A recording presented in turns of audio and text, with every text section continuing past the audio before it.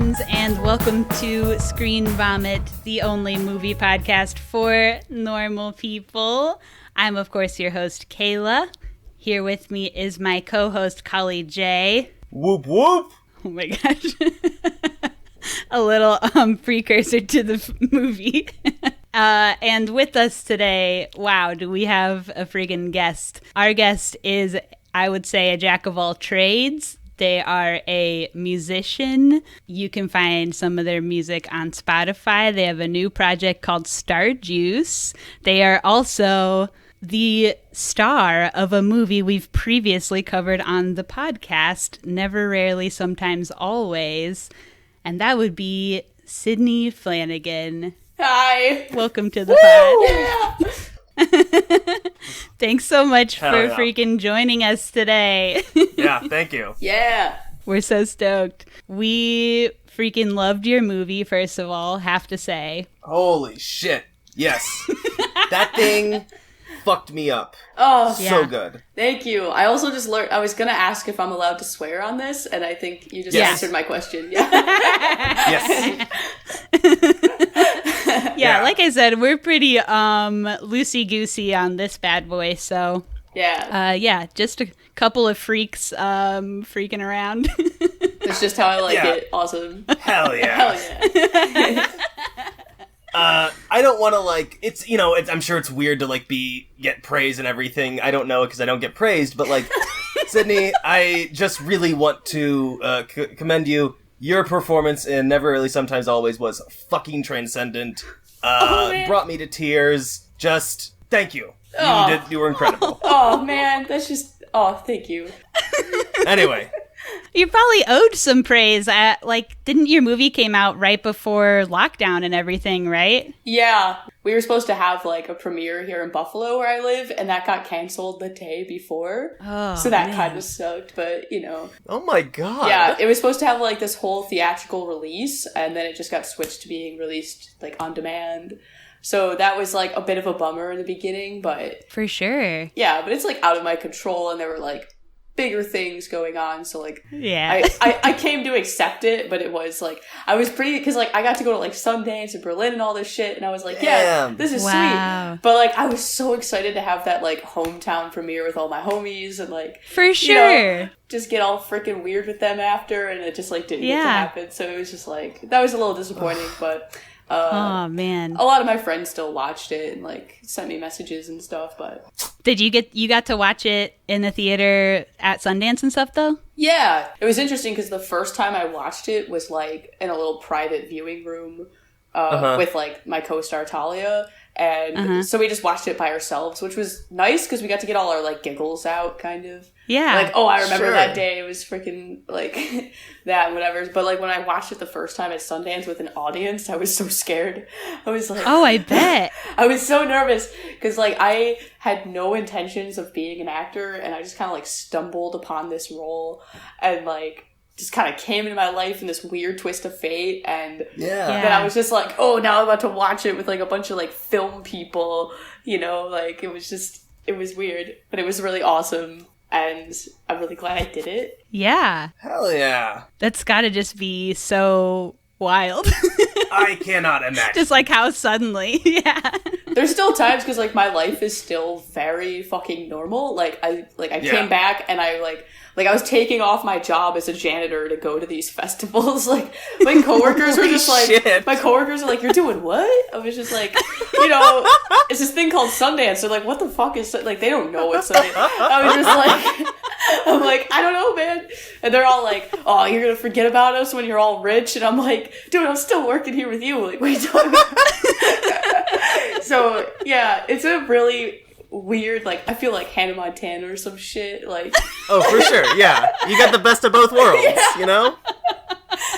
Because it's not nobody in Buffalo, knows who I, it's not I walk to the corner store to buy beer and they're just oh, it's Sidney, it's, which I guess is nice, because it's yeah. I'm just still... You still get to, be normal, but... Have you been recognized? By a stranger? No, there's been, I remember when I was going to protests, over the summer... I would run into people that would be oh, you're Sidney, right? I saw your movie. And I think it's because, there's a close, like, tight-knit circle between, like, the music scene and the activist scene, so I feel like it's more so that they heard about it from a friend that knew me, so I've gotten that a couple times, but not, like, a complete stranger at the grocery store or something. There's probably also, like, a good amount of crossover between people who would, you know, be at a protest for, like, social activism and people who would watch that movie, too. Yeah, you know? exactly. Yeah. Totally. Oh my gosh, yeah, that's just got to be such a wild life. Yeah, it's great. That's awesome. So are you still, like, pursuing acting at all? Like, I know it's, you know, everything's weird right now anyway, but, like... Yeah, I send in a lot of self-tapes and such. Yeah? Like, I'm with, like, a talent agency. Like, I have an agent and a manager and all that junk. And, like, I do the audition thing, but at the end of the day, like, music is definitely still, like, my number one priority. Like, like, if my band were to get, like, some dude with, like, a contract and a cigar in my face, I would be like, yeah, I'm doing that. I'm doing that now. You know? Like, absolutely. Yeah, sell out in a second. Yeah. Hell yeah. But there's a lot of music movies too, so maybe there's some crossover there. I mean, you got to play a song in this movie. I always get, like, very excited about the auditions that are, like, music related, which is really revealing to myself. Like, that's your number one passion. Like, it always reminds me, like, this is really, really, really what you like doing. Yeah. But acting has been an interesting new avenue, I guess, to explore. Probably something you didn't know that you were super good at. Yeah, I mean, it's found out. Yeah, working on Never Rarely was definitely interesting. All the stuff I auditioned for now it feels way more challenging because of the surplus of dialogue there was compared to Never Rarely. Oh, yeah, for sure. Because Never Rarely was very quiet, and I really liked that about it. But, so now I get these auditions where I'm just, like, giving these, like, paragraphical, like, conversations, and I'm just like, this is so different. Yeah. When I worked on Never Rarely, well, we only had 2 days to rehearse, so I didn't really have time to memorize this stuff. Yeah, so when I would get on set, I would get my sides, and I would memorize all my lines, like, before we did the scene. But there wasn't many of them, so it was fine. Sure. Because mostly what she said is, like, no, or I'm fine. Like, so... Yeah. Oh, it was just a lot more, like, I feel like emoting, or just, like, presence, I feel like. Yeah. Totally. The look in your eyes and the look on your face and stuff. Yeah. Was any of that, like, did it take any toll on you? Because I feel like that role is so with the topic heavy. And, like, the things that are happening to your character and stuff like that. Oh, fuck yeah. I mean, it was very weird, too, because when I got offered the role, it was a very surprising, random thing that happened to me. And the summer before I got offered the role, which was, like, a few months before, I, like, just started, like, really developing a hardcore anxiety disorder. And, and I had, like, at this point, it was still so new to me. I hadn't gone to therapy yet. I was just, like, totally raw dog in reality. Just, like, oh my God, everything's crazy. And I got offered this role. And I remember one of the first things I thought is, like, dude, like, I could barely go to the grocery store without having a panic attack. Like, how do I be in a movie? But it was one of those things, too, where I was like, fuck my anxiety. Like, I'm gonna go, like, show it who's boss and, like, go do this movie. Because I was like, I'm not going to let it, like, take away this really cool, what could be a cool opportunity. And absolutely. So it was really hard because, like, a lot of my anxiety was very, like, stimulated by, like, if I was overstimulated by, like, sensory things. So, like, being on a set was, like, the worst thing for that because there was just so much going on. And there's people touching you, like, fixing your makeup, fixing your clothes, like... So many eyes on you. Yeah. And so it was really challenging in that sense, especially because the role was also so heavy. But I feel like, in a weird way, too, like, my anxiety at the time almost contributed to the role. Like, because it was like, this person was supposed to be so on edge all the time, and I actually was. So it was like, I think that may have translated over to screen. So, like, you know, if anything, like, I harnessed my anxiety in my favor. That's how I look at it. That's awesome. And that's, you know, that's what you got to do. Figure out how to make your mental shit work for you. That's what I do all the time. Yeah, we could honestly do the rest of the podcast about how we're all doing that right now. Just like... Should we get into the movie? Yeah.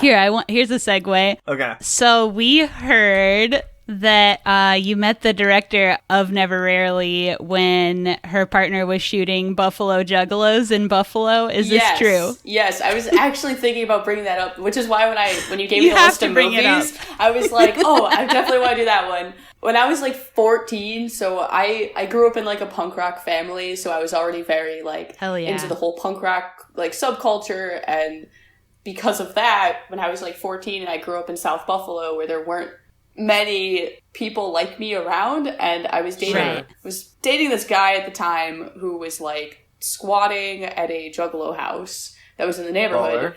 And so, is that the one that's in the movie that's in Buffalo Juggalos? Yeah. Have you watched Buffalo Juggalos? It's wild. I watched it. But I remember like going over there and like I would just kind of like hang around these juggalos. I was never a juggalo myself. It was more of what you were juggalo adjacent. Yeah, what someone might refer to as a sideshow. People that aren't, a sideshow. People who aren't juggalos, but they fuck with juggalos. Like, oh shit! Yeah, I'm glad. I never knew there was a word for it. Yeah, that rocks. That's a great term too. Right? Yeah. And so, like, that is what I felt like, because I was like, I'm not necessarily, like, I'm into my own weird subculture. So I feel like, and I also have this friend who is a, like, punk and a juggalo, and people call him his name is Fago Mike. Incredible. Yeah, and, like, people just casually call him Fago. Like, I don't even think about the fact that it's, like, a soda pop. Like, I just know, like, oh, that's my friend Fago. Like, that's like part of being in like subcultures too. Like, I don't know if this is still as much of a thing, but like when I was coming up in the punk scene, like everybody, like nobody went by their real legal name. Like, oh no, there's everybody still had a crazy of name. That. Yeah. I recently met somebody who calls himself Breadcrumb. That's the most interesting. Damn. There's just like all these. You know, like, all these people that just got, like, interesting nicknames. That's awesome. I love to hear that. It's come up a few times on the pod. Like, when I was coming up, like, everybody called me Grandma. There was no, like, I bet half the people I knew, like, didn't even know my first name. Like, yeah. And still. I knew he's Grandma for, like, the first year I knew you. Yeah. That was like literally just everybody called me Grandma. So that's great. But we had like a lot of friends with crazy nicknames. But I'm at this juggalo house a lot, and Scott Cummings, the guy who made Buffalo Juggalos, who's also like Eliza Hittman's partner, he would be at the house a lot, and I very vaguely remember meeting him a couple times. But there was this day where there was a wedding at this house because two people that lived in the house were getting married, and they had a wedding in their backyard, and it was this huge juggalo wedding, and I had the face paint, and at the time I also had like my whole head shaved, and I love this story so much. There was a Fago shower. Sure. There was like after they like did their vows and exchanged rings, or they didn't get rings, they got tattoos of rings later. And freaking like their reception was basically everybody getting a 2-liter of Fago and standing in this huge circle and just shaking it up and letting it go. And it was just I was just like, so what am I doing? But like, I was just like, I guess I'm doing this. Like, it's a wedding. And I guess Eliza was there, like visiting Scott, and that's like, and they added me on Facebook, and from there they just kind of kept tabs on me. Like, they just kind of like, I would come up in their news feed, and they just kind of watched me grow up through my freaking awkward adolescence. Like, they're all my for videos. Like 6 years. Like all my videos, me playing guitar or writing like really long posts about all my feelings, and Eliza being a teenager on social media. But like, there's been interviews where Eliza said like, I felt like I was watching this like coming of age story via her social media, and it was just like, because she did meet me at like a weird time in my life. I was in like a very 14 is a weird time in everybody's life. I can assure you. But definitely she like just kind of like contacted me out of the blue when I was 20, and I was like, what? You want me to do what? Oh my gosh.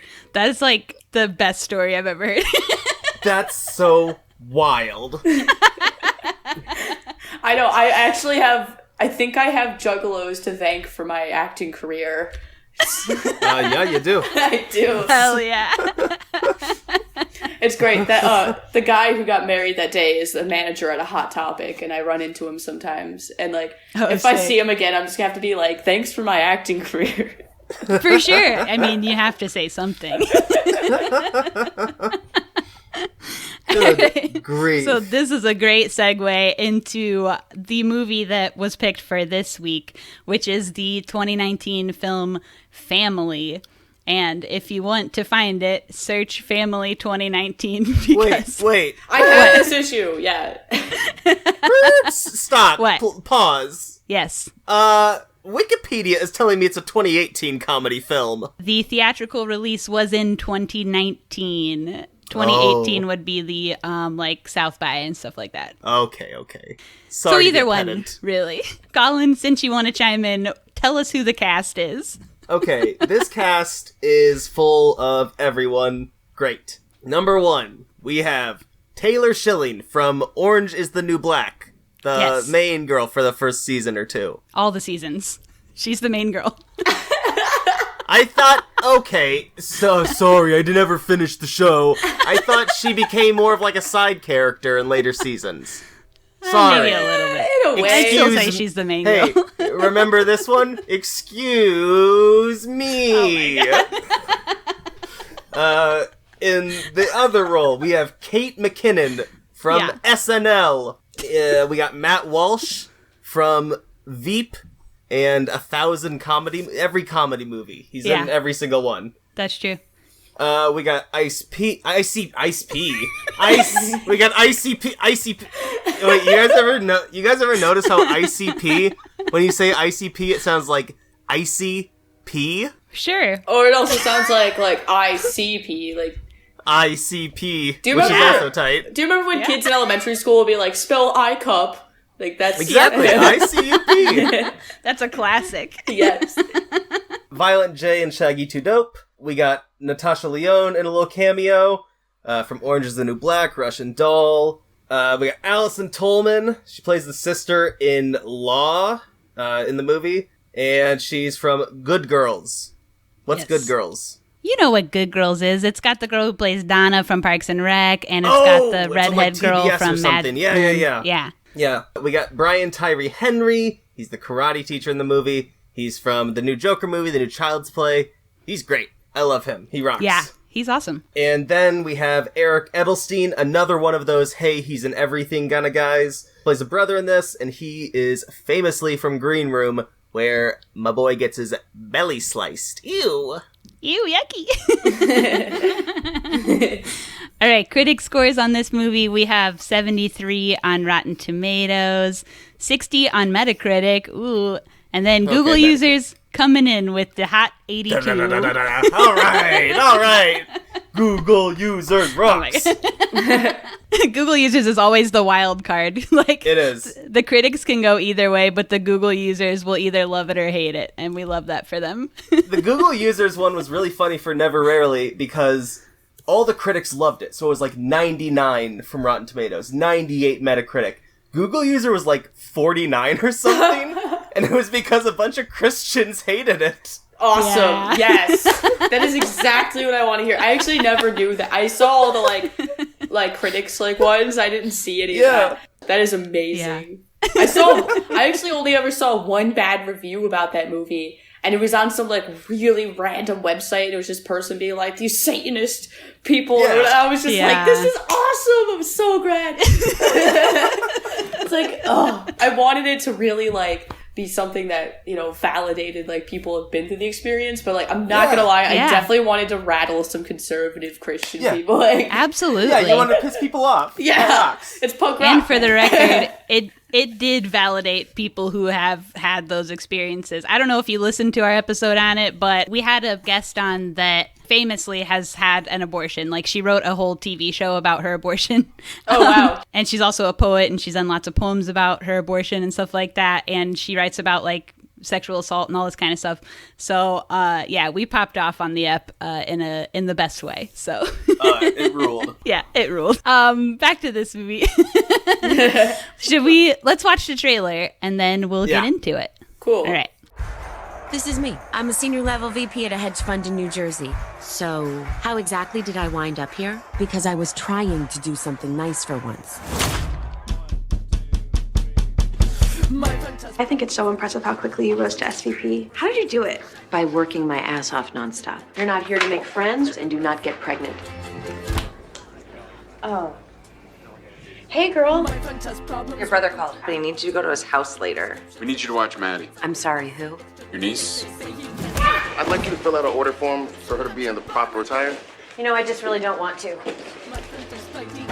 I know, middle school is really the worst. But then everything got better and you're fine now? No, I'm usually in this place where I hate myself, but I still think that I'm better than everybody else, you know? If you're staying long, some of the moms get together to do a Wednesday night potluck. Okay. Is everything okay? No. I'm watching my niece for the week.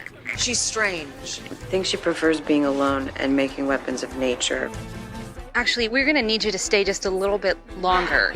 Time to put your mommy hat on. We had an incident earlier with bullying. I hope you're not encouraging her to fight back. You just gotta fight back. Of course not. And you got her a dress for the dance tomorrow? I wanna wear a dress! We couldn't let her in. She wasn't wearing formal attire. She was wearing a suit and she was wearing a cape. I don't know what could be more formal than that. Gonna need Maddie out of the bounce house. Let's go. You're ruining the party for all of these grown women. Are they here? Okay, let's go have a seat. Sit down, shall we? Yeah. All right. You're checked out. I am not checked out. I'm having a really tough week. I've got a kid trying to be a juggalo. You don't belong around children. You belong in an airport wine bar. I just want to help. I don't want your money, Kate. I want a sister.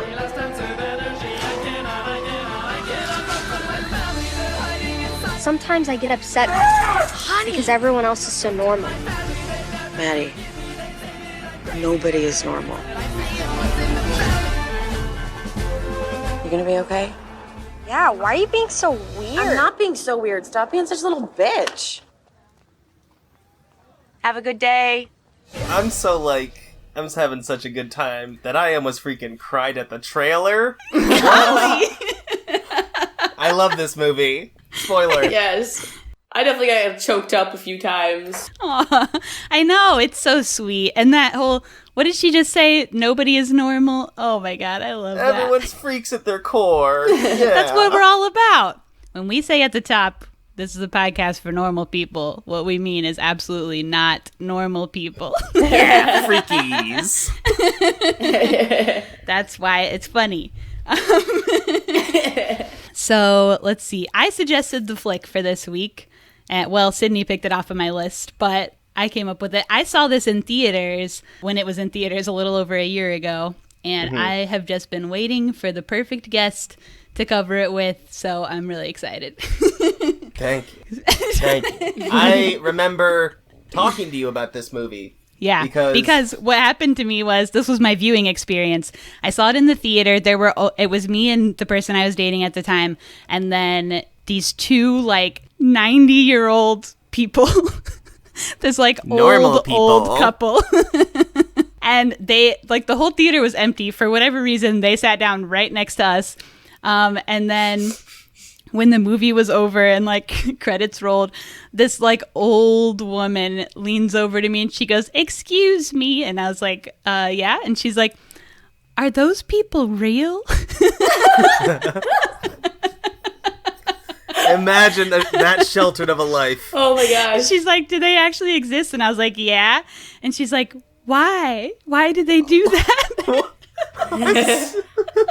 To be fair, juggalos do take a little bit to process. The first time, the very first time, it just takes a little bit because you're kind of it's everyone. It's literally every walk of life. Mm-hmm. It varies in age. It varies in what they're doing, and it's overload. It's stimulus overload. Right. Should we define what a juggalo is, just in case there happens to be an actual normal listener? I guess.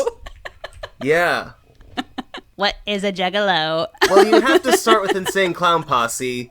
Yeah.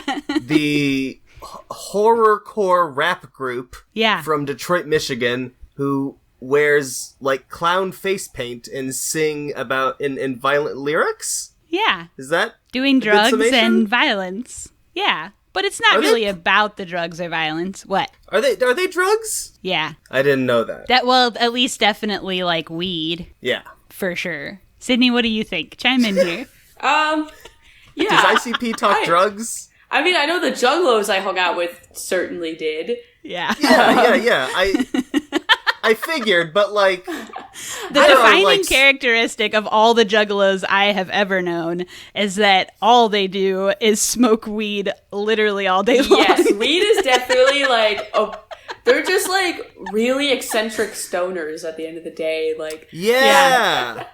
Like, yeah, I mean, really. But I think, like, when it comes to juggalos, I think what's really defining is that they have such a strong culture and, like, just, like, their whole, like, family thing, you know? Kind of, like, that's, like, the whole deal is that, like, they're, like, all one. Like, they're so close to being a cult, but, like yeah. Like, but there's no real like belief like system or anything like that. It's more just like everyone's included, nobody's excluded, everybody can be part of the family if they want to be. Right. Kinda. I think like it wasn't that hard for me to digest juggalos when I just stumbled upon them because I was already raised in punk culture, which isn't as strange, but it was strange enough, you know, like there's a lot of crossover, I would say. Yeah, at like least in like mental attitude, like of just like fully being yourself, like no matter what that looks like that's absolutely punk for sure. I feel like all those cultures, those subcultures at the end of the day are just like get weird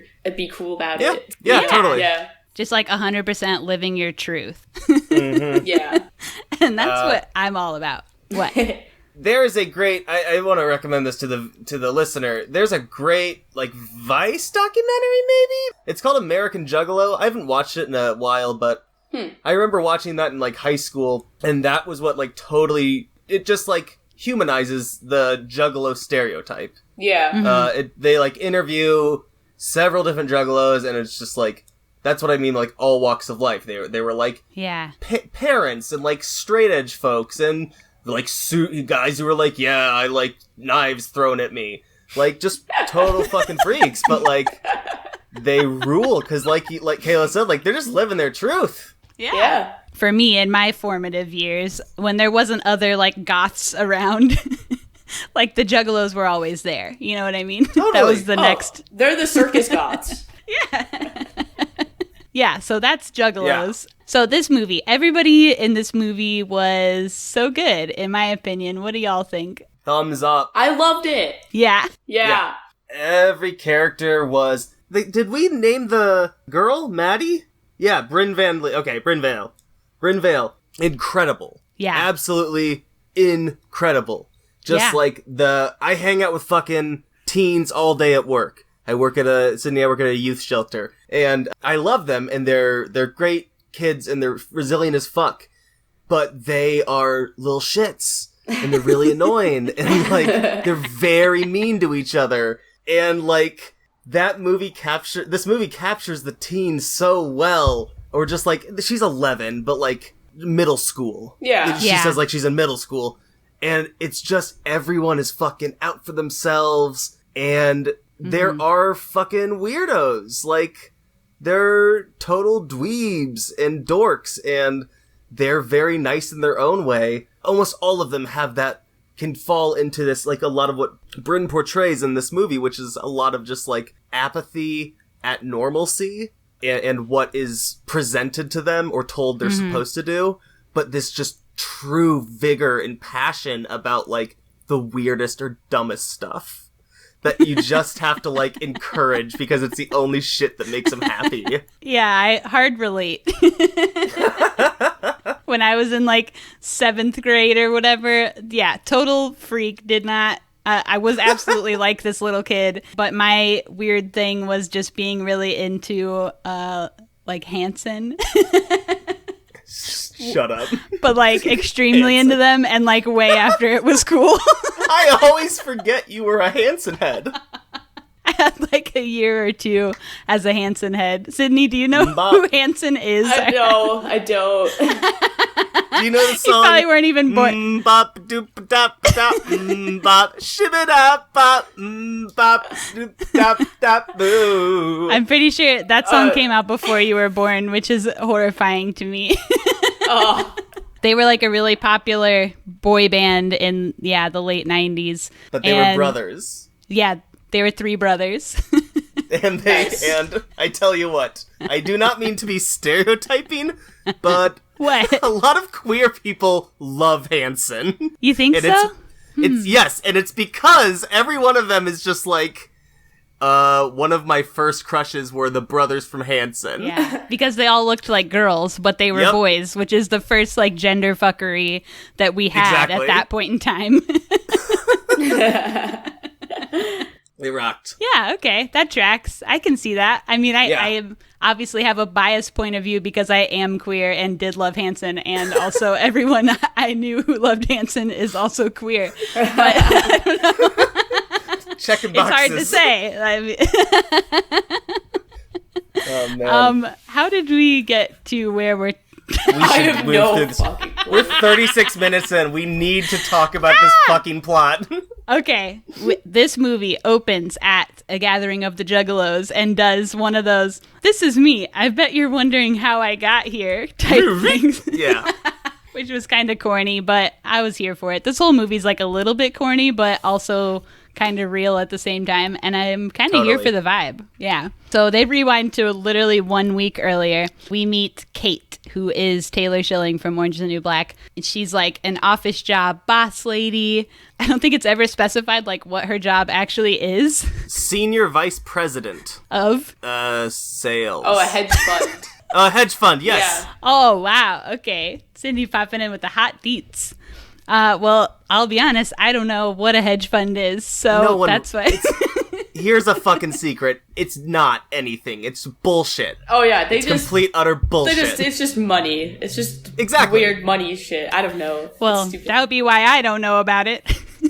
So she's like the office boss lady, but I watched a lot of interviews with her about this movie, and she talks a lot about how... and I think it's an interesting point that when you see these types of characters portrayed in movies, normally they start off like they are fierce, girl boss, wearing a suit, crisp and clean, like on top of everything. And then like something happens to them, like whatever, they get a divorce and then they tumble downhill from there. Remember when we watched Little? Remember when we watched that? That's that. Yeah. Yeah, it is that. Big boss lady turns into kid. Yeah, but in this movie, when we see her, even though she is that like office job boss lady, she is like sleeping at the office, like her clothes don't fit right. She's got stains, like her hair's all messed up all the time. She has no friends. She's rude. So she's like kind of she's starting off like kind of shitty already. Which was kind of neat. I'm reading a book right now called Bullshit Jobs by David Graeber, and it's fucking outstanding. It's all about jobs that shouldn't exist, that like wouldn't matter if they disappeared tomorrow, but for some reason... jobs. Yeah, but for some reason, everyone thinks they're super fucking important. This is a bullshit job. Like, she has no real value and is a total dick about everything. Yeah. So we get like, she's just walking around being rude to all her coworkers. She's like slamming on her pregnant coworker. Okay, that was really funny. It was funny. I mean, this movie is funny. There's like really some good. Funny. Oh yeah. Yeah. There's definitely some good gags in here. Let's see. Her brother calls her and needs emergency for her to watch her niece, her brother's daughter. Okay. Mm-hmm. I'm doing like a family tree in my head, hoping that I didn't get anything wrong. You got it right. Okay. It just took a lot of concentrating. Because, here's another one, her sister-in-law's mother is dying. And so the sister-in-law and the brother have to go away, and they need her emergency 911 to watch their daughter for one night. One night. Because her mom's only dying for one night. It turns out.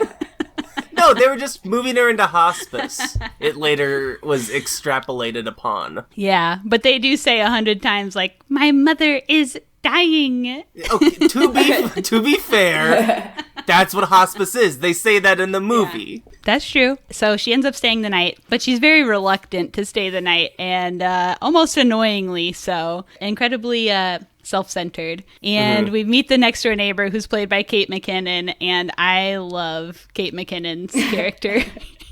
Hell yeah. Yes. She is what... Okay, I don't mean to call myself out as, like, a bad neighbor Nettie, but, like, I don't really talk to my neighbors. I don't think most people do. And it is because I think that's what they are. I think Kate McKinnon is what all my neighbors are going to be if I talk to my neighbors, is they're going to wave to me as I get out of my car and walk inside. And I don't want that. I just don't want to be acknowledged by my neighbors. Oh, I lie. I said I don't talk to my neighbors, but I do actually talk to most people in my building. But not people in other houses. No. That's freaks. Yeah, that's freak shit.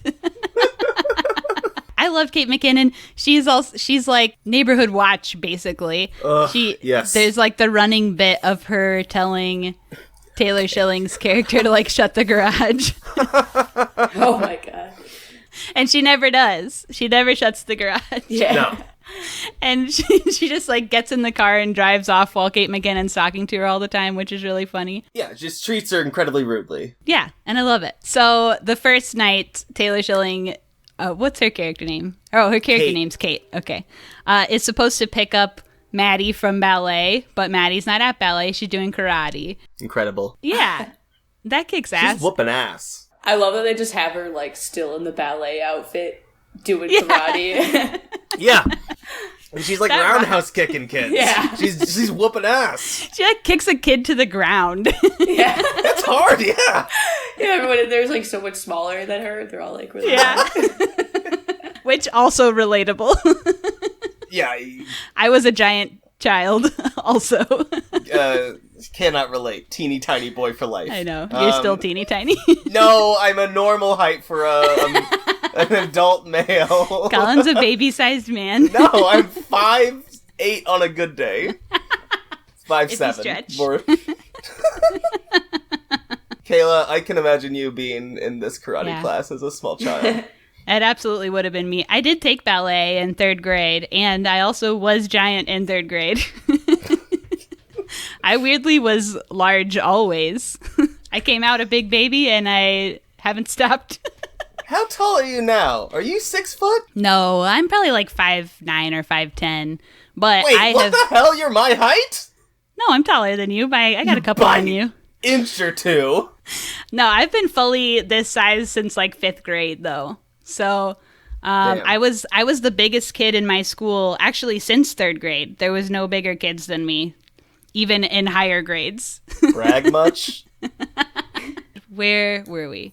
So they kind of tackle this a couple times throughout the movie, is like how this kid Maddie is kind of battling against the gender norms that are being kind of pushed on her. Yeah. Her mom makes her do ballet because it's for girls, and she wants her to make girl friends. And later she says, like, karate is a boys thing. Or, like, her mom also keeps saying, like, oh, you have to buy her a dress. Like, she needs to have, like, a beautiful dress to go to the dance and make girl friends or whatever. Yeah.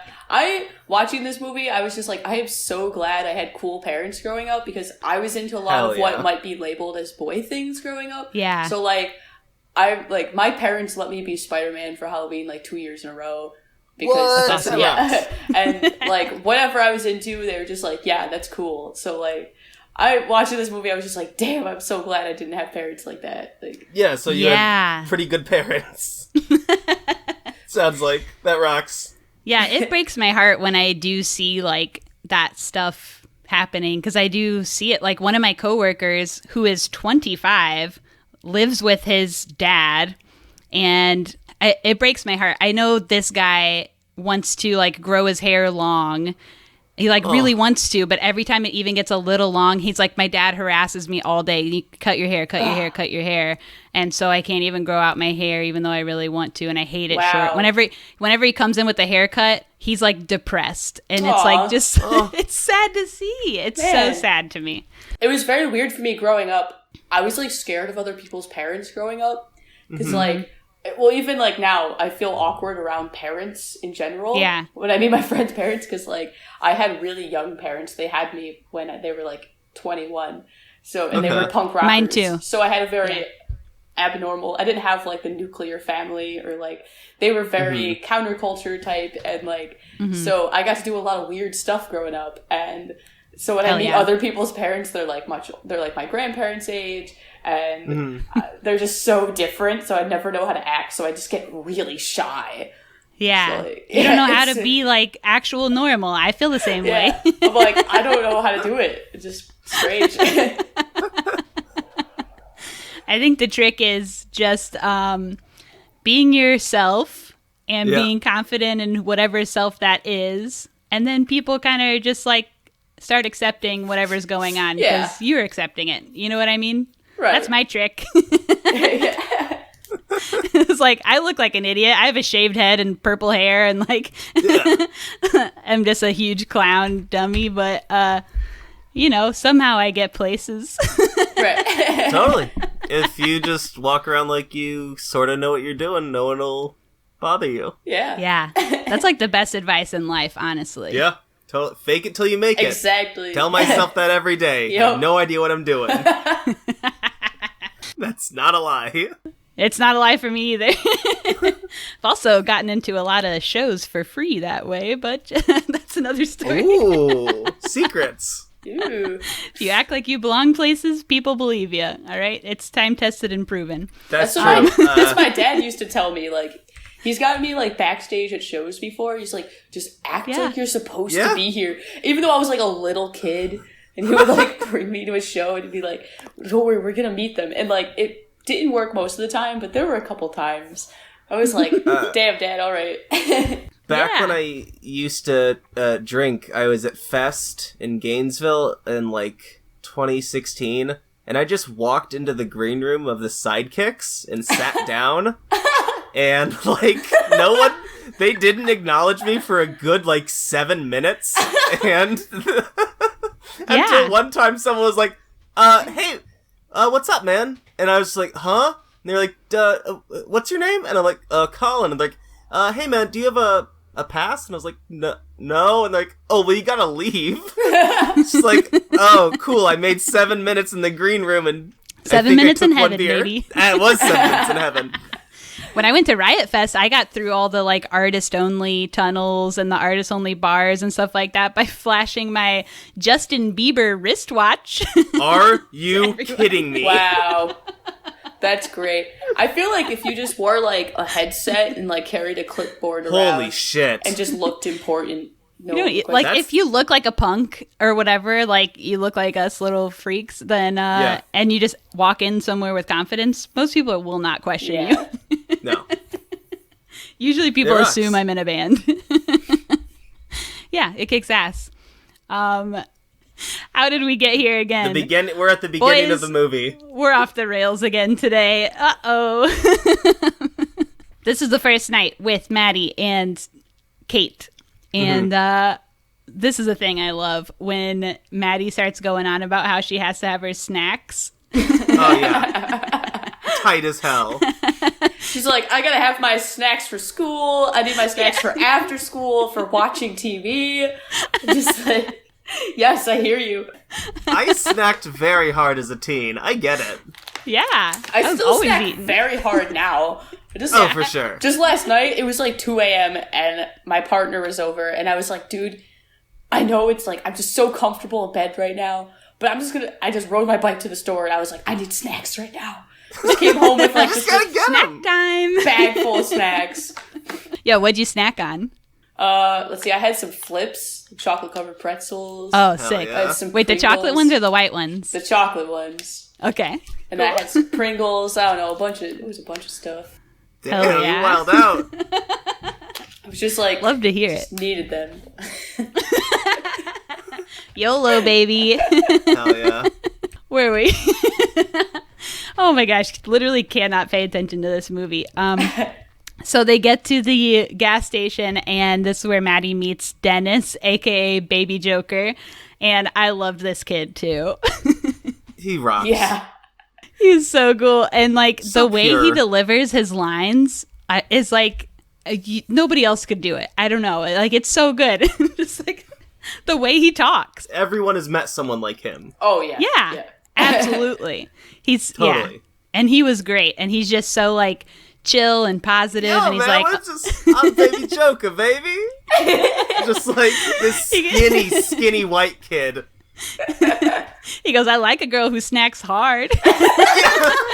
He said that he wrote to the gummy company to restart production on a purple bag of gummies. Yeah. So great. Oh, and he has that fucking like long rat tail. Oh, I love the rat tail touch. That whole moment reminded me of watching like Napoleon Dynamite when he's like, are you drinking 2% because you think you're fat? Because you can be drinking whole milk if you want to. Like, totally.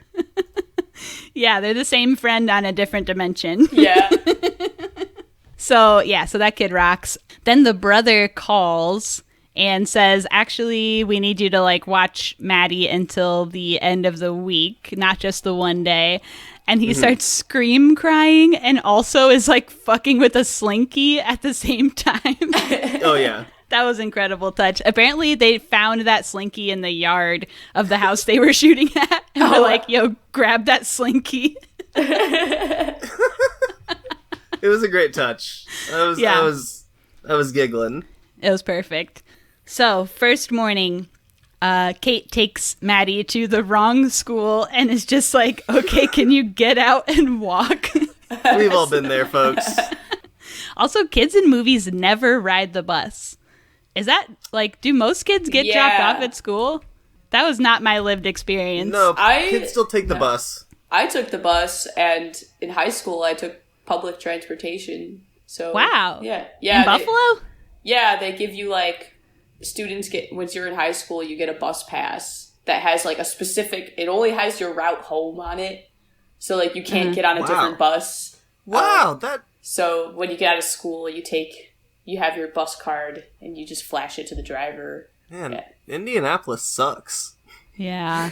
Me and Colin both grew up in Indianapolis, Indiana, which famously has like a close to zero public transit. It was once labeled the worst national transit. Or worst city transit, yeah. They've recently installed like a bus system, but it's good it now. Was not. Yeah. I actually always complain about the bus system here, so really? I probably don't have it as bad, I guess. Yeah. Indianapolis is a different story. I've never been to Buffalo proper. I went to Fredonia. I've never been to Fredonia, but I know a lot of people who went there. I have never been there, though. I played a house show there. I've always wanted to play a show there. I hear it's a good place for shows. It's like, I think it's like a couple hours away. So, like, really? I've never actually, from like actual Buffalo, like, so never been there. It's the closest I've been. We tried to get a show in Buffalo, but it didn't work. Did you? Oh, see, you should have hit me up. I used to run a punk house. Damn. Yeah. That's tight. It's been a few years. So it was maybe like 5 years ago, 4 or 5 years ago. I don't remember, but something like that. Well, if this pandemic stuff ever clears up, if you need a Buffalo date, I know all the punk houses and venues. You just let me know. Hell yeah. Yeah, we'll play a gig together one day. Hell yeah. That would be sick. All right, future plans, check. All right, in the movie, let's see. So Maddie invites Baby Joker over to the house. Very cool. And so Kate shows up. They both have juggalo paint on, and they're like practicing like spitting loogies and sucking it back up. Or whatever. Yeah. It was so disturbing, but... So pure, perfect. Though. Yeah. No, that was also like, oh, God. Yeah, I watched this with my partner Lindsay, and she famously hates spit. And so this movie was pretty rough for her. A lot of disgusting spitting and body fluid. Like, just gross liquids, folks. Yeah. So this kid explains to Kate what a juggalo is. And I wrote down exactly what he said because I thought it was funny and cool. But he's like, juggalos are a family of freaks. And Hell he's like, real juggalos help people. And he's like, there's a juggalo code: better respect or suck a dick. Incredible! I love that. I was like, I've never heard that code from when I was hanging out with juggalos, but it's amazing. I'm sure he's paraphrasing. Yeah, I want to say that to like anyone now, like just like better respect or suck a dick, like like that's how I'm going to introduce myself from now on. Yeah, be right back, getting that on a t-shirt. Yeah, so I just loved him throughout this whole movie, TBH. He was awesome. So they go out to dinner, and Maddie is talking about like kind of all the stuff that's going on with her at school and how she's being bullied. Mm-hmm. And oh, by the way, they're at the restaurant where they get chicken parm every day, which rocks. That's a point for, keep that in mind. Chicken parm every fucking day. She talks about the shit list, which is a list that the popular girls made of girls who look and smell like shit. Oh my God. Which you gotta love. The list has actual like poop emojis on it. That's the rank. It's like the top girl has like 6 poop emojis. And they said the top girl like has cerebral palsy. And I was like, that's so fucked up. That is true. Kids are mean. Kids are mean. And then her name is listed on the list as Maddie Beef because one time she farted and then a kid said that she beefed. I mean, she did. I love the term. I'm obsessed with the term beefed for farting. I've never heard it until now. No, me neither. It's so infrequent. I feel like I've heard it once maybe, but I'm like, that's what I'm calling it now. It made me think of that Vine with that girl. It's just like, I smell like beef. Yeah. We're truly never going to get through this movie, and no. I'm loving it. So, Taylor Schilling is empathizing with Maddie and says we're going to do a makeover, baby. Yeah. So they have a whole makeover montage time. And the montage was cute. There's really not much to say about it. Next scene is Maddie karate chopping the popular girls at school. Oh yeah. She roundhouse kicks them. Oh yeah, she roundhouse kicked them. Standing. And it's just like, that's all that happens is like her walking up, roundhouse kick, okay, cut, next scene. Like, yeah, it rocked. And it was perfect. That was all we needed. Beautiful. Back at the office, Kate was training the new girl, and it's clear that this new girl is like basically going to come up and take Kate's job, right? Mm-hmm. It's kind of like she's a threat, women against women. Hate to see it. Absolutely. So they have to go to a lunch meeting, and Kate gets super drunk and then has to go to school to pick Maddie up after she roundhouse kicked the girl. We have all been there. She's puking everywhere. Oh, yeah. Man. She's a dang mess. Cannot imagine having to be drunk and walking into a school as an adult. As a teen, I get it. But, like... it's too scary as an adult. Yeah. Walking into a school in general would probably be pretty scary. Yeah. I've had to do it for social work stuff, and I hate it every time. You have to sign in... Yeah, not a fan. Have you had to go back to your school? No, I would never go back. I would rather have my little hiney blown off with a gun. Oh my God. Colin. What? That's true. Then go back to St. Pius X in Indianapolis, Indiana? No thank you. Oh my gosh, now you're gonna get doxxed. That's... you can't dox me. Wait. Anyway, how did they end up back at the gas station? I don't know. Maddie ends up at the gas station again, and because they were like, the next day she's all like, "Oh well, I guess you're supposed to be in trouble, but I'll compromise. You can." Oh right, because she got suspended or whatever. Yeah. Wait, we skipped the scene where Sensei Pete drives them to the Italian restaurant and she eats another chicken parm. That's great. Yeah. I love when Sensei Pete's like, I'm actually, like, really impressed that she did that roundhouse kick. Yeah. Totally. It's a complicated move. I'm sure that probably happens to like parents a lot. It's like, actually, what you did was pretty badass, but like, I guess I have to punish you. My parents actually, when I was in elementary school, I don't remember this, but they told me that there was a kid on the bus who was always like teasing me, and apparently like my dad would like, when I was really little, he would like come to my room and he would like have me punch him in the face to like train me for self-defense or something. I don't know. But so one day I'm on the bus and this kid is like teasing me, and so I just punched him in the face and I broke his nose. I was in like third grade, and I got called to the office and stuff, and like my parents had to come, and when we left they were like, you did the right thing. I was just like, you did. Apparently the parents of the other kid made the kid apologize to me. I was like, sick. Wow. Great. Best case scenario. Yeah, seriously. So you seriously related to this part of the movie then? Yeah. That rocks. Hell yeah. I love that for you. Hell yeah.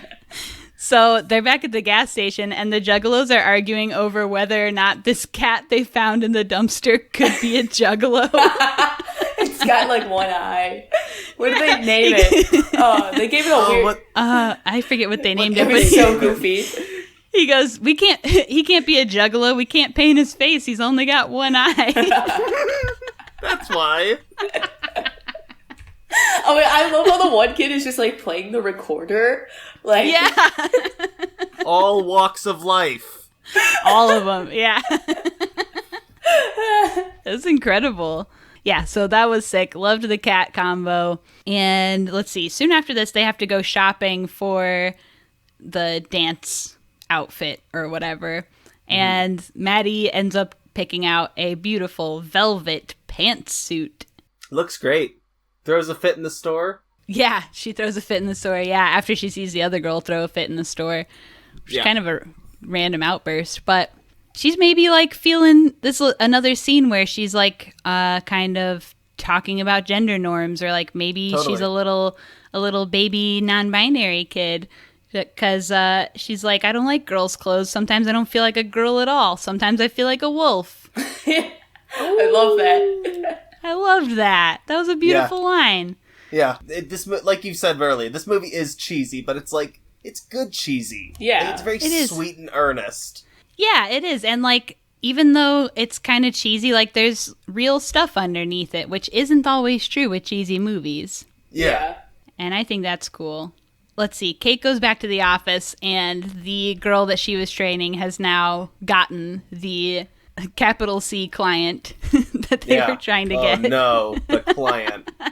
She got the big client, and she's learning her lesson and starting to have empathy for people with kids and families, because now she has a kid who has issues, and the tables have turned on her when she's, previously been mean to people with kids and families. She's growing. Yeah, she's growing. She's evolving. She gets back home, and Maddie has taken over the bounce house at Kate McKinnon's house party thing next door. Kayla, was that? I feel like that was you. Like they put you in the movie. I'm telling you, this movie is me. but you at right now, this age.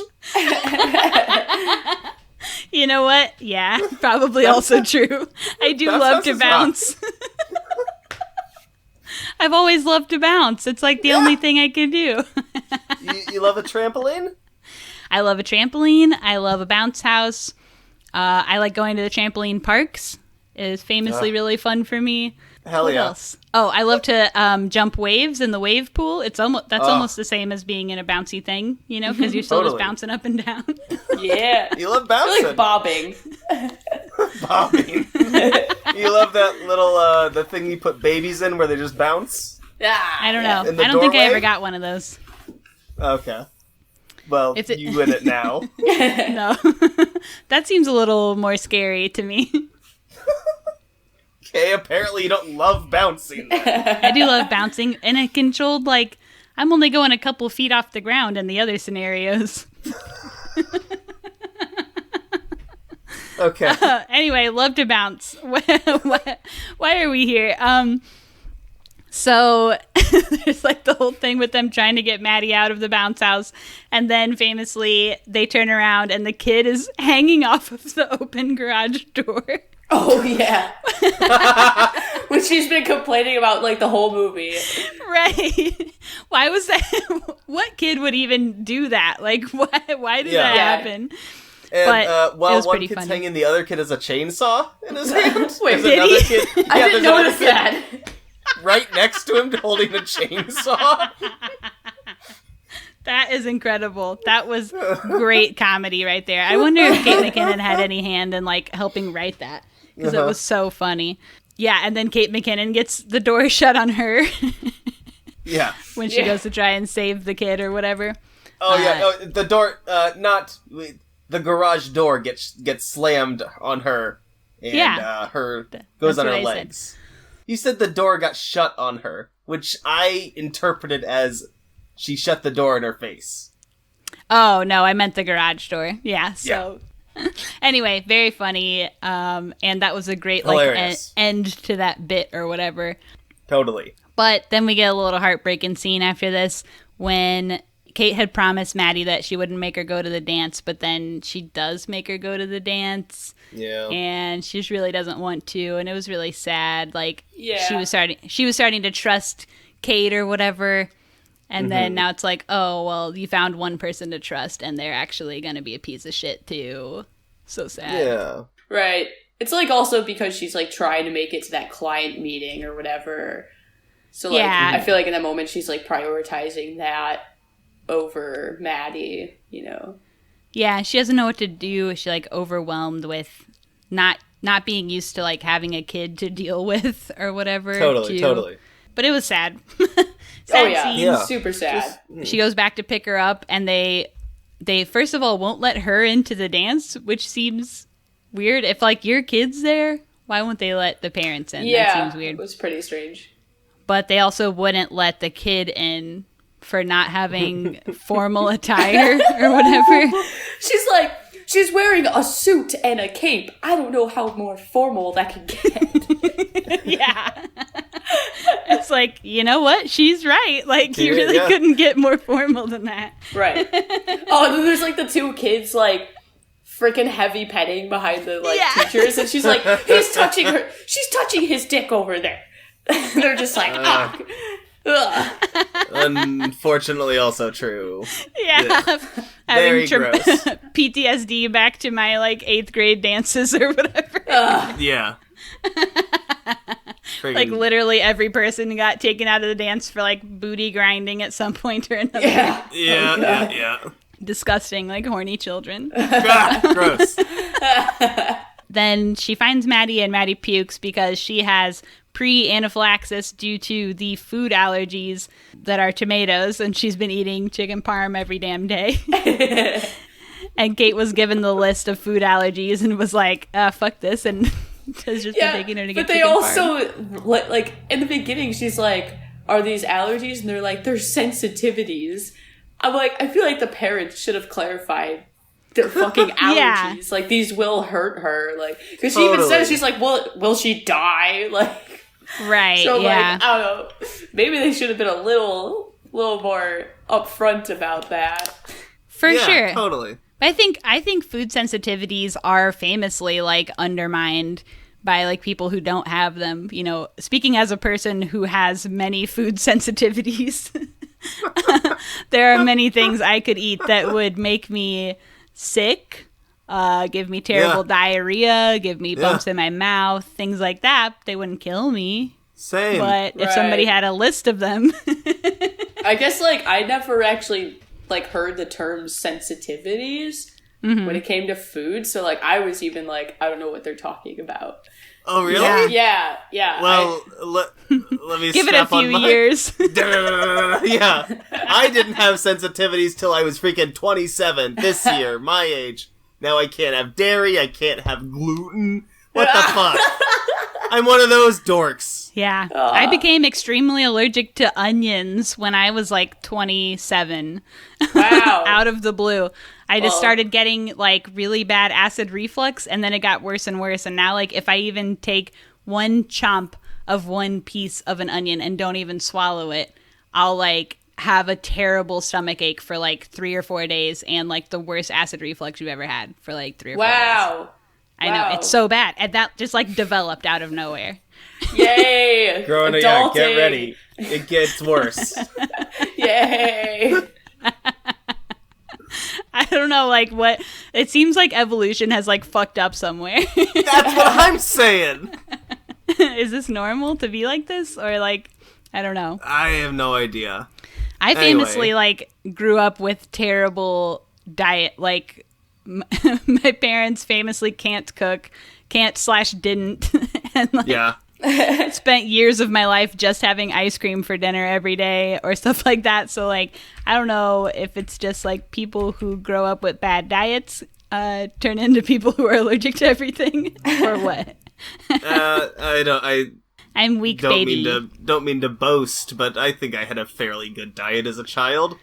Lots of Cheez-Its and Coca-Cola, but I can't imagine that contributed. Oh man, now I want Cheez-Its. Why did you say that? It sounds so good. All right, back to the movie. We find out that that Kate's dad is in AA, which just seemed kind of like, honestly, like an afterthought. Like it was so kind of random, and like we see him one time and then it's like he's never in the movie again, it never comes up again. Yeah. What was that about? I don't know. He's rocking in the talent show or whatever. Oh, doing the Phil Collins song? Yeah, it's like he's in rehab, and they're doing a talent show. But where did that come from? She went to go, I don't know. Are they just trying to be like, this is why she's messed up, she has daddy issues? Well, you know what happens to women's when their dads are bad? Look, here's the thing. Everyone's got daddy issues, because all parents traumatize their kids on some level. Yeah. It's just, it's all a measure of how much trauma was inflicted upon the child. So I think it's just depicting, because, the through line of this movie is, of course, the title, it's family. And so it's showing, maybe dad sucked for a couple of years, and then maybe fucking Kate sucked for a couple of years. But at the end, we're all family, By Colin J. Damn, that was deep, Collie. I can't believe you came up with that. No, you guys didn't think that? I had a vague feeling about that. Yeah. It did still seem weird, though, that they just kind of, like, spun that in there really quick. It just felt like it was just, like, jabbed in there. It was. Yeah. It was a bit clunky, but look, I'm a big sap. And I was like, oh, dads. I just was particularly surprised that you came up with it. Wait. Hey, no, I'm a... All right, let's get the... You just famously don't think about movies like that deeply. Oh, yeah, no, that's true. I'm also a bird brain dum-dum when I watch movies. Yeah. Not this time, baby. No. All right, so then it's like sometime later, ... Maddie is missing now. I don't know how much time has passed. Yeah. And it turns out that she went to the gathering of the juggalos, which, hell yeah. And would love. Yeah, and Kate is the only one who's able to go in because the person selling them the pass tells the sister-in-law, she's like, you look like my mom, and my mom's a bitch and I hate her. Classic teens. And she's like, you gotta have titties. Yeah. And then Kate steps forward and is like, yeah, I have titties. One, please. Just kind of like resigned, like, yeah, all right. That was great. I loved that. So she gets painted up and gets Faygo poured all over her and ends up at a juggalette beauty contest. Oh, wait. I love the part, though, where she's, like, running around in the crowd and she runs into that one juggalette and she's like, hey, I'm looking for a kid. And she's like, you brought your kid here? She's like, they need strong boundaries. Like, and she's like, this, like, really, like, voice of reason, but it's, like, the juggalette who's, like, getting fucked up. And it's like, I just love, like, what like part of what that says about like subcultures and people's usual like perspectives of them. Like they don't realize that like a lot of these people in some like strange subcultures aren't really like, they're not shitty people, you know. No. Like they just like to get No, weird. they really do like have each other's backs. Like even if you just like from the outside are looking at these people and are like, these people are just like a bunch of weird ass freaks like getting fucked up and like doing crazy shit, but like down deep like they have each other's backs. It's the same as like just relating it again to like punk is like if you go to a show and there's like a pit, like sure, like people are like moshing against each other and shit, but like if somebody falls down, somebody's there to pick them up, you know, or like if somebody gets kicked in the head, like people are checking them out, you know, like everybody kind of has each other's back. And that's like a great part about those things that totally. People on the outside may not realize. Yeah. And I think the person who you were alluding to is Natasha Lyonne's character, isn't it? Yeah. Yeah, and I would like when I saw this in the theater and Natasha Lyonne was a juggalo, I fucking freaked out because That makes sense. That adds up. I love her so much, first of all. Yeah. And it was so like unexpected. I don't even think she's credited on the movie. She just is there for some reason. And she's like a big actor to just like pop in totally in makeup and like do a juggalo, do a juggalette scene. That's like so sick. Sydney, are you familiar with Natasha Lyonne at all? Yeah, I watched Orange is the New Black. I watched the whole thing. Okay, yeah. She's like famously, she's straight, but she's kind of like a lesbian baiter. As far as her movie career. But one of the first like lesbian films I ever saw in my life was her, and I'll never forget it. But I'm a Cheerleader. Great movie, and it does hold up. It's really good. Super good. I just rewatched it recently. So I've been watching her like my whole life, basically, and always been in love. Hell yeah. So Kate gets up on stage, and they kind of stop the show to try and find this kid. The whole audience starts chanting Maddie. And then the actual like ICP guys drive her around in a golf cart to try and find Maddie, which was so sick. They fully stopped the show. Yeah, I love that scene. So it's like just even like the same thing I was talking about with the juggalette chick when like at first everyone's like booing Kate and then the one dude's just like, oh shit, she's looking for a kid, and everyone gets so serious. Like it was just like, it gave me chills because like growing up in the punk scene and stuff, I was just like, I really love seeing this depiction of like one of these weird scenes being so like, full of love and support. It was just like really nice. Yeah, it was depicted really, really great. Like that was like a really cool way to like show that aspect of that culture. Yeah, absolutely. Because I mean, juggalos do get effectively dehumanized. And stereotyped and pigeonholed and made just into like walking jokes, you know, like, and it's hard because like there's a part of it that is kind of objectively funny because of the face paint, but like at the end of the day, it is this very, it's nice and like you should envy it, you know, it's what a tight-knit community that has each other's back. Like you should strive to be a part of something like that, I think. Yeah. Yeah, and like having a space free of judgment and stuff too, like that's so crucial. Absolutely. Yeah, I can't find that in the normal world. Absolutely not. I guess they got a lot of these juggalos to gather like at this shooting zone in Atlanta because word got out that it was a juggalo positive film. So, like, juggalos just started showing up, like, left and right to be a part of it. Hell yeah. Yeah. Which was so sick. And when I watched the Q&A from South by Southwest, and it didn't show the audience, but it really seemed like at least half of the audience was juggalos. Even at one point, like, the moderator was like, all right, we have time for a couple questions left. We're going to give priority to juggalos. Was like, and every time they said anything about juggalos on stage, like, half the audience, whoop, whoop, whoop, whoop, you know? Incredible. Yeah. That was great. So they end up finding her. I mean, it's pretty much like more or less the end of the story. Like now Kate is nice. Yep. She was nice one time and cared for one person, and now she's good and has friends. and it's a heartwarming story. Just like real life. Yeah. And then the credits is they have like the interviews with actual juggalos from the actual gathering of the juggalos, like kind of defining what they think a juggalo is. And wait, did they? That was cute. Yeah. Oh, I didn't watch the credits. Man, here's something you got. Kayla watches the credits to the very end. I always watch the credits. Yeah, it's freaky. I'll normally let them roll through, but I was like, it didn't seem like anything was gonna happen in the credits. Like at first, so I was just like, oh, okay, I'll go continue on with my day.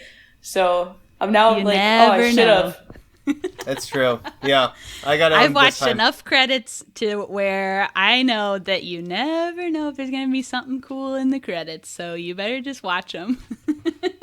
Even for like Portrait of a Lady on Fire, like hardcore dramas. I watch the credits to everything. I never turn off the credits. If I'm watching a movie, I'm watching all the way to the end of the credits. And it gives you a chance, like, even if nothing is happening, it's like, okay, well, I've just watched this movie, and now I have whatever, like, 3 minutes while the credits roll to, decompression time?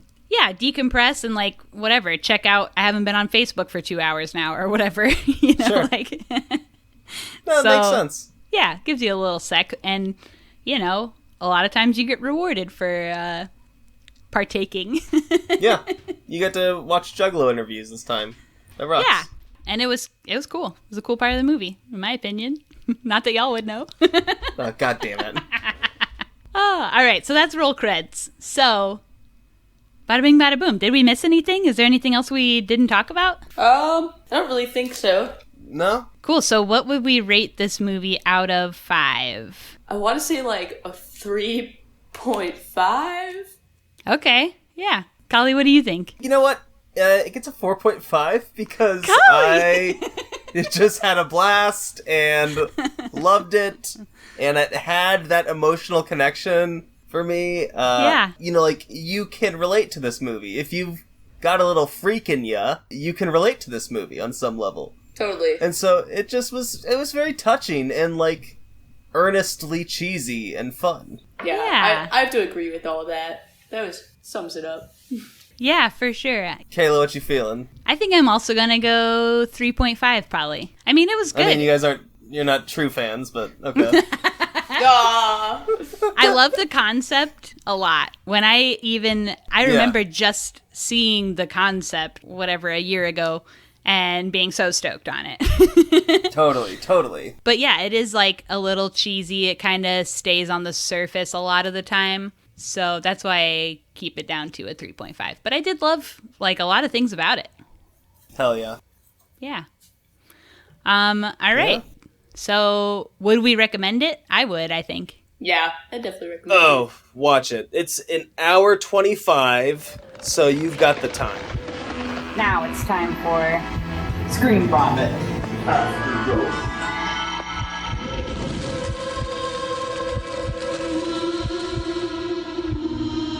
So in this part of the pod, we just kind of chat about whatever else we've been watching lately, shows, movies, whatever. So, Kali, what have you been watching? I've been just continuing with the contrast that tends to define my life of TV, which is I've been watching a lot of wrestling, a lot of pro wrestling, and a lot of Bravo Real Housewives. Okay, wait. Have you been watching WWE? No, I've been watching mostly the G1 and New Japan. Okay. But Colin does watch WWE if you have a WWE related question. Oh, I was just wondering because, like, yes, I stopped watching in, like, the past year, and then I decided that I was going to try and get back into it, so I listened to, like, a recap of the past year so I could get an idea. And then I turned it on, and it was in the middle of quarantine. I didn't realize there wasn't going to be an audience. And I was like, this is some weird-ass shit. Yeah. Like, it feels like some, like, avant-garde performance art that's just really bad. It was just really, really weird. It has been, okay. It kind of rocks. Quarantine wrestling has been some of the best and some of the worst wrestling of all time. I watched like 10 minutes and I was just like, I can't do it. No, it takes so long because, like, the first Raw after, like, quarantine, March 16th, because it was 3/16 day, is insane. because there's no audience, and they like finally figured it out how to do it with like they piped in some audience sound like just artificially, and then they like had very few spaced out like risky shit, and wrestlers did get infected because you just should have stopped. But WWE is the they're awful. Yeah, they're the soulless behemoth that they are. Yes. And see wrestlers as expendable. But it's insane. I would definitely recommend watching some of the... I'm sure you could like fucking Google best COVID matches. And find some shit. Yeah. But I'm watching the G1 in New Japan because I love it. And it's just the best time. Makes me so happy to watch it. And then Real Housewives of New York is burning my brain. It's like that scene in Taxi Driver where he's just holding his wrist over a stove and tightening his arm, and just to like feel something, just to like, I can handle this pain. It's making me stronger. That's what I'm doing with it. It's like slowly exposing myself to fire to become stronger for the future. That's all I've been watching, though. Just wrestling and reality TV. Just totally killing your last brain cells. I don't need them anymore. Hell yeah. Sydney, what have you been watching? Let's see. For the most part, I watch a lot of like wholesome cartoons and like political documentaries. So like I watch something that's like too woke, and then it makes me feel like, God, the world is just falling the fuck apart. Yeah. And then I'll have to watch something else like sweet and wholesome, and I'm just like, yeah, this is nice. So like, I recently just saw that. I actually was talking to you about this when we were texting about doing this podcast. I watched that movie Vice it's like a biopic about Dick Cheney. Yeah. That shit's wild.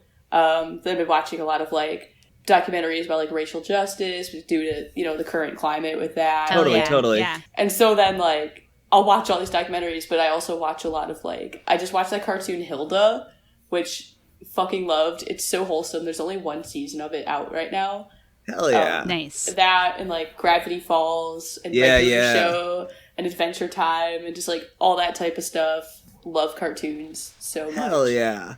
Sick. And I also watch Star Trek Voyager a lot. It's like one of my comfort shows. Yeah. So I watch like comfort shows or like political stuff, and occasionally I actually watch a movie, which is weird because like I guess now I'm like in the film industry, but I actually don't watch that many movies. So I think that's actually like, normal though. I hear like people in the film industry or like on TV and stuff like talk about that all the time. They're like, yeah, I actually am on a lot of TV shows and I don't watch TV at all, or like stuff like that. I think it's maybe normal. Right. Okay. Because I always feel like there's times where like I'd be doing like Q&As or something, and someone would be like, "Oh, so like, what's your favorite film? What movies have you done?" And I'm just like, or like that you love. I'm always like, I don't know, because like the only time I was ever like seriously into movies was when I was in high school, and I loved Kevin Smith movies so much, and so I always feel so goofy when I'm doing one of those, and I'm like, well, I love Mallrats, like. And they're just I wouldn't feel goofy. That's a classic. Yeah. I actually met Kevin Smith at Sundance for like 2 seconds. Yeah. And I just like died. Like I was just like, oh my God. Like I found out he was there, and I was at like a lunch with my manager, and I was like, what? Kevin Smith's here? And he was like, oh yeah, he was in the IMDb tent. And I was like, we were just there. I didn't see him. And he's like, I'll call around and see if I can get a meeting. And I was like, yes. So like he managed to like, I was only able to go in there, and like I like shook his hand and got a picture with him, and then I had to go. But it was still so nice. So he does interviews for IMDb. Yeah, but we specifically didn't have an interview scheduled. We just did like a quick photo in there, and he wasn't even around at the time. So, but we went back, and I got my photo. So hell yeah, that rocks. Hell yeah. Mallrats is tight. Don't let anybody shame you for that. I just watched it recently, and it holds like there's a couple things that don't hold up, but like for the most part, pretty good. I actually rewatched Clerks the other day because I was flipping through Hulu and it was on there, and I was like, oh, they put Clerks on here? Like, I guess I'll watch it. It's here, Did it hold up? Yeah, I liked it. It was nice watching it too, like years later. Mm-hmm. Like after I had originally seen it, and I was like, oh, this is still good. Like, I still like it. Totally. And you get a different... Go ahead. Oh, I was just going to say, because, like, I own all of Kevin Smith's movies, but on DVD, and I don't have anything to play DVDs on. Oh. So, yeah. Have you watched the Degrassi's with Jay and Silent Bob on them? I have not. No, what? Hey, let's stop trying to force Degrassi in here. That makes so much sense, though, because, like, I know Kevin Smith was, like, a big Degrassi fan, so that makes a lot of sense. There's Jay and Silent Bob do Degrassi. I think it's, like, 2 or 3 episodes that they were on. Amazing. My turn. What am I watching? Yeah. Okay, I watched 2 things, I would say, since the last episode.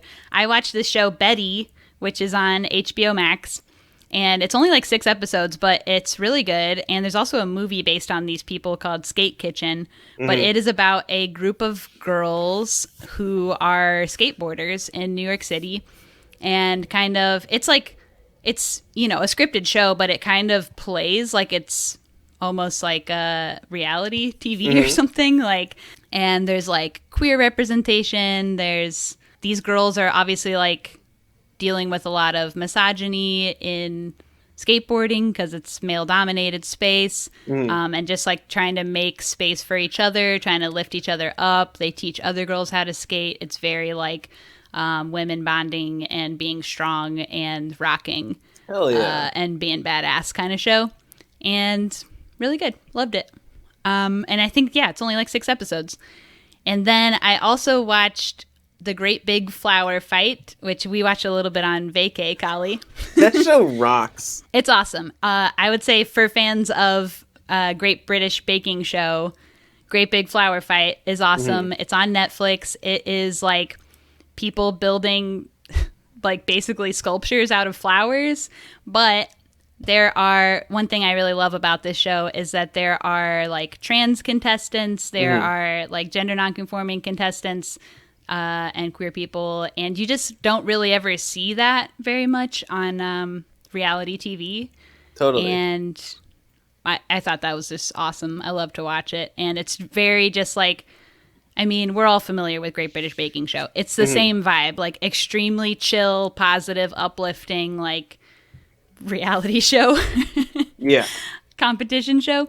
So highly recommend both of those things. That's what I've been watching. Hell yeah. Well, I mean, we're freaking at the end. It's time for plugs, baby. Sydney, do you have anything to plug? Yeah, probably just Instagram. My band is pretty much where we post everything about the band. We also have a Facebook page. We like never use it. But it's Starjuice, like period band. So it's starjuice.band. We just released a demo, I guess we'll call it, called Reminders, and it's on all streaming platforms, blah, blah, blah. Hell yeah. And you can follow us there to see what we're up to. Hell yeah. Also watch Sydney's movie if you haven't seen it already. Never Rarely, Sometimes, Always. Oh, yeah. Yeah. I forgot I did that thing for a second. Hopefully everyone's seen it because it's freaking a good movie. And we did an episode on it. And you can check out that episode too. It's a few before this. I'll listen to it. Yeah. Cool. All right. For our plugs, we're on all the social medias at ScreenVomit. One word on all the things. Subscribe on your podcast app. Give us a rating. 5 stars, please. Yeah. You can tweet us, send us an email at screenvomitpod@gmail.com with your thoughts on this movie or other movies. Suggest a movie. Next week, we are doing Gone Girl. I'm excited. Oh, I think I saw that in the theaters a long time ago. My mom hates Gone Girl because she said it's too mean. Everyone in it is too mean. That's incredible. And so I just haven't seen it. I'm just so excited because I just want to see mean people, you know? I love mean people. Yeah, it's going to be fun. Yeah. All right, so that's what we're watching next week. Okay, see you next week. Bye. Bye. Bye.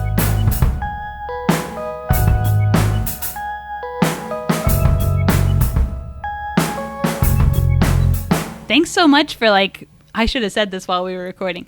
Thanks so much for being on the episode. Put it in. Yeah, no.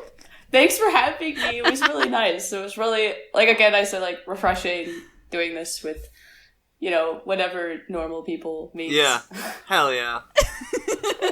No, this shit was very nice, very natural. Easy peasy. Yeah, a little too natural. I know, we had a lot of talk. We had such a good time. We chatted for 2 hours. Yeah. I'm so glad that you did this. If you want to come on a future ep, I mean, just freaking let me know. I don't care. This was really fun. Yeah, you know, I'm on the gram. You got my phone number. Just hit me up. Yeah. Yeah. Hell yeah.